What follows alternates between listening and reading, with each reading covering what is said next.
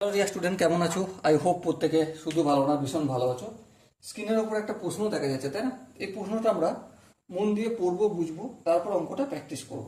কি বলেছে দেখো, একটি ত্রিভুজের ভরকেন্দ্র থেকে শীর্ষবিন্দু ত্রয়ের দূরত্ব 4 সেন্টিমিটার। মানে ভরকেন্দ্র সেখান থেকে শীর্ষবিন্দু তিনটেরই দূরত্ব যদি 4 সেন্টিমিটার হয়, তাহলে বুঝতে পারছি এটা সমবাহু ত্রিভুজ। আচ্ছা, সমবাহু নয়, গল্প আলাদা রয়েছে। 4 সেমি, 6 সেমি, 8 সেমি। বেশ, বৃহত্তম মধ্যমার দৈর্ঘ্য হবে option A, B, C, D, চারটে অপশন আছে। ওকে, চলো করতে শুরু করি। প্রথমে আমি একটা ত্রিভুজ অঙ্কন করব, যেটা হচ্ছে বিষমবাহু ত্রিভুজ। বেশ, এই ত্রিভুজ এ, বি, সি। বিসি এর মধ্যবিন্দু ডি। বেশ, এ, এ বি এর এসি এর মধ্যবিন্দু ই, আর এ বি এর মধ্যবিন্দু এফ। এবারে মধ্যমাগুলো অঙ্কন করি। হ্যাঁ, এই মধ্যমা অঙ্কন করলাম, এই এখান থেকে এই মধ্যমা অঙ্কন করলাম, এখান থেকে এই মধ্যমা অঙ্কন করলাম। ঠিক আছে, যেই বিন্দুটা মিলিত হলো সেই বিন্দুটার কি নাম দিচ্ছি আমরা? সেই বিন্দুটা হচ্ছে ভরকেন্দ্র, জি নাম দিলাম। এ জি, এ থেকে জি পর্যন্ত ডিস্টেন্স আমি সাপোজ কোনটা ধরবো, 6 সেন্টিমিটার তো ধরছি।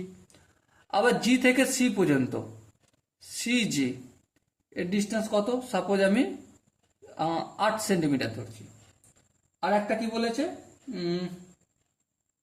4 সেমি, তাই তো? বি থেকে জি পর্যন্ত আমি, বি থেকে জি পর্যন্ত আমি 4 সেন্টিমিটার ধরলাম। বেশ, কোনো অসুবিধা নেই। এদের মধ্যে বৃহত্তম বাহুর দৈর্ঘ্য হবে, চলো এবার দেখো, আমরা একটা কাজ করব। কি কাজ করব? এ ডি বাহুর দৈর্ঘ্যটা নির্ণয় করব। হ্যাঁ ঠিক, নির্ণয় করব, কোনো প্রবলেম নেই।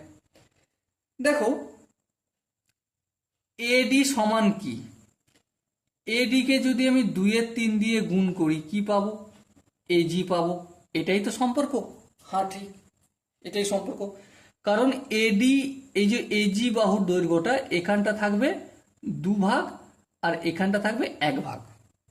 সেই জন্য এডি এর 2-3 মানে এখানটা বোঝায়, এ থেকে জি পর্যন্ত। বেশ, আবার দেখো সেম একইভাবে কি, যে বিই ইন্টু 2-3 ইকুয়াল টু কি পাবো? এই বিজি এর দৈর্ঘ্যটা পাবো। হ্যাঁ, বিজি এর দৈর্ঘ্যটা পাবো। আবার একইভাবে এই যে সিএফ, সিএফ এর 2-3 অংশ সমান কতটা পাবো? সিজিটা পাবো। হ্যাঁ, সিজি। ওকে, বুঝে গেল। এবার লক্ষ্য করো, কি লক্ষ্য করবে? সিএফটা রাখলাম, সিজি এর ভ্যালু কত ধরেছি? 8। 8 লিখলাম। 2-3 আছে, অপোজিট দিকে গিয়ে গেলে কি হয়ে যাবে? 3/2। তাহলে কাটবে, 2-1-কে 2, 4-2 = 8, 3-4 কত হলো? 12। তাহলে সি এর মধ্যমার দৈর্ঘ্য 12 সেন্টিমিটার হয়ে গেল। এডি সমান কি? এজি এর দৈর্ঘ্য কত? দেখো, এজি এর দৈর্ঘ্য 6, এই 6 লিখলাম। 2-3টা অপোজিট সাইডে গেলে কি হয়ে যাবে? 3/2, কাটবো, 3-3-কে 9 সেন্টিমিটার হলো। আচ্ছা, আবার একইভাবে বিই সমান কি হবে? বিজি এর দৈর্ঘ্য কত? 4 গুণিত 3/2, কাটবো। হ্যাঁ, 3-2-6 হলো। তাহলে দেখো, একটার দৈর্ঘ্য হলো 9, একটার দৈর্ঘ্য মধ্যমার 6, আর একটার মধ্যমা হচ্ছে 12 সেন্টিমিটার। তাহলে কোনটা সব থেকে বড়? অবভিয়াসলি 12 সেন্টিমিটারটাই বড়। দেখো, option C is the right answer.